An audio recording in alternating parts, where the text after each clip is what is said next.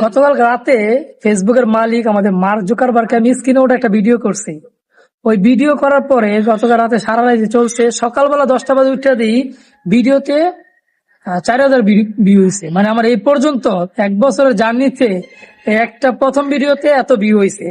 4,000 ভিউতে সে আমাকে 5 সেন্ট দিচ্ছে, আমি স্ক্রিন সব দিয়ে দিতেছি। দেন হচ্ছে এঙ্গেজমেন্ট হচ্ছে 78, ওইখান থেকে আমি 7 জন ফলোয়ার পাইছি।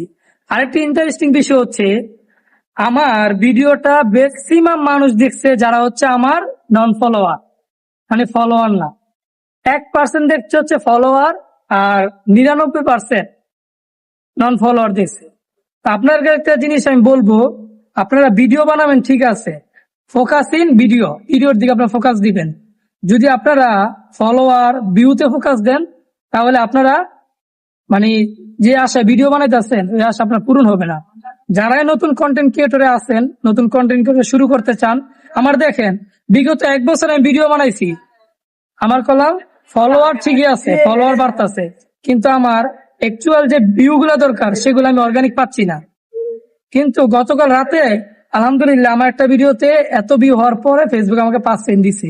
তো আপনাদেরকে বলবো যারা নতুন আছেন অবশ্যই ফোকাস ইন ভিডিওতে, সুন্দর সুন্দর গঠনমূলক ভিডিও দিন, ইনশাল্লাহ ওইখান থেকে একটা ভিডিও ভাইরাল হয়ে গেলে আপনি হাজার হাজার ফলোয়ার যেগুলো আপনি আগে আশা করছেন ওগুলা পরে হয়ে গেছে। একটা দুটো ভিডিও ভাইরাল হয়ে গেলে আপনার হাজার হাজার লাখ লাখ ফলোয়ার হয়ে যাবে। ফোকাস ভিডিওতে দিতে হবে। ধন্যবাদ সবাইকে।